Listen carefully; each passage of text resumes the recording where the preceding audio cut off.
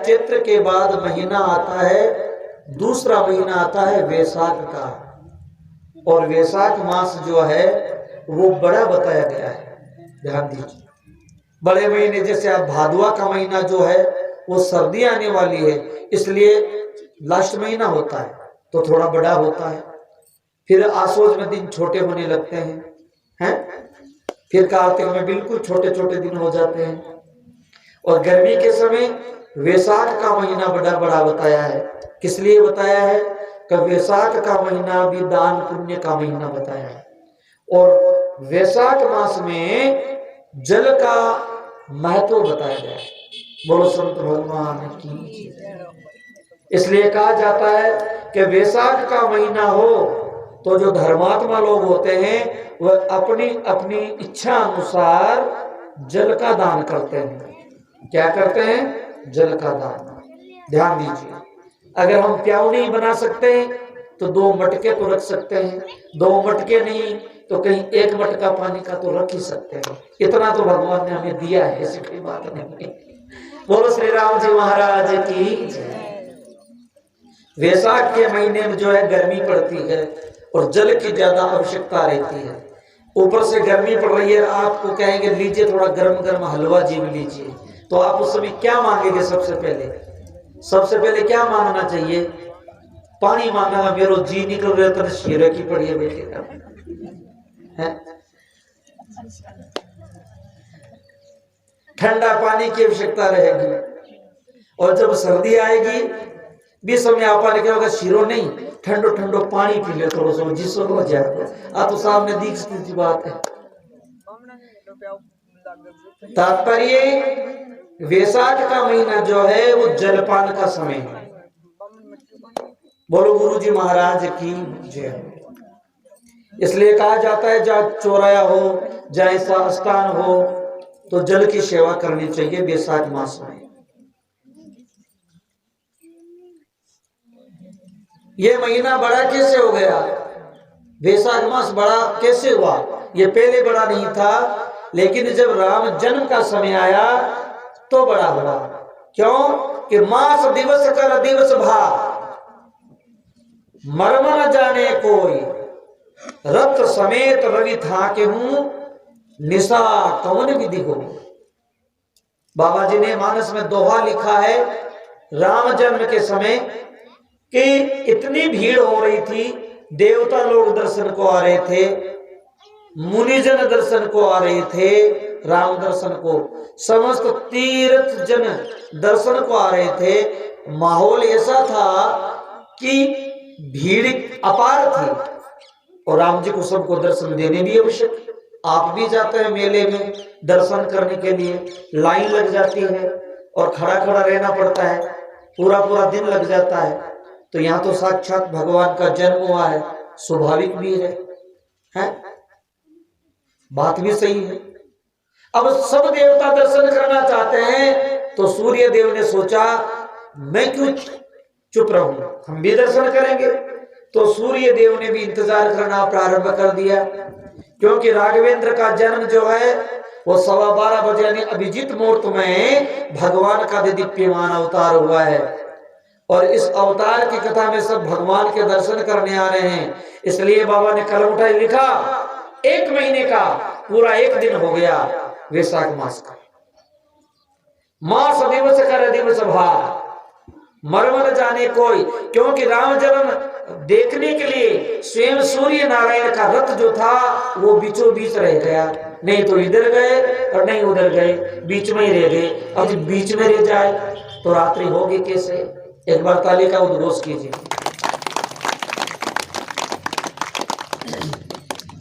बुरो मत मानजो, ताली की आवाज ही आ रही है, खुशी की कौन आ रही है? जब थेपड़ा थापो जी आ रही है, थोड़ी सी मीठी आवाज हो। बोलो श्री राम जी महाराज की। श्री राम।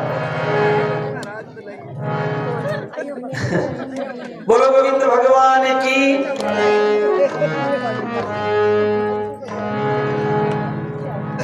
भगवान के जन्म के समय पूरा पूरा 1 महीना, इसलिए कहा जाता है वैशाख मास बड़ा। राम जी के धीरे धीरे दर्शन होने से पहले क्या है, आज खूब आनंद हो रहा है। धवज पताक तोरण रिपु छावा, अयोध्या में ध्वजा पताका लहराने लगी और चारों तरफ हरियाली होने लगी। धरती माता नित नवीन श्रृंगार करने लगी, ऋतु ऋतु के फल आने लगे। बोले श्री राम जी महाराज की। ऐसी लीला है भगवान श्री राघवेंद्र सरकार की। तो इसी प्रकार से अयोध्या में प्रेम की बंसी बज रही है और धीरे धीरे भगवान श्री हरि के नित नवीन मंगलों का चरण होता है, नित नवीन मंगल होते हैं। बोलो श्री राम जी महाराज की। ज्यादा समय नहीं लेते हुए छोटा सा संकीर्तन कीजिए। अयोध्या में हो रही जय जयकार, आज भगवान आ गए।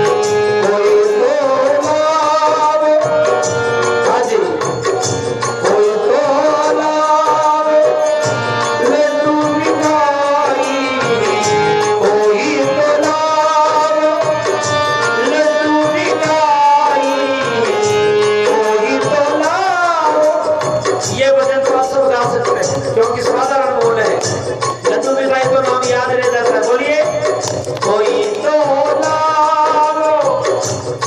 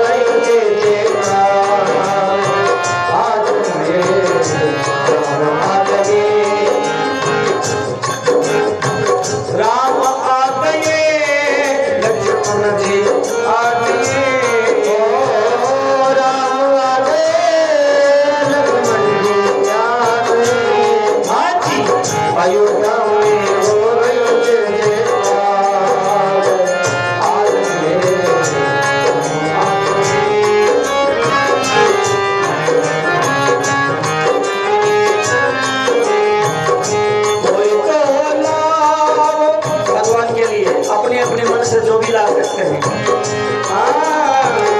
कोई तो लाओ फूलों की माला, कोई लाओ फूलों की माला, कोई तो लाओ गलहार। आज मेरे राम आ गए, कोई तो लाओ गलहार। आज मेरे राम आ गए, अयोध्या में हो रहे जयकार। आज मेरे राम आ गए, राम आ गए, जी आ गए, राम आ गए, लक्ष्मण जी आ गए। अयोध्या में हो रहे जयकार। बोलो श्री राम, श्री राम।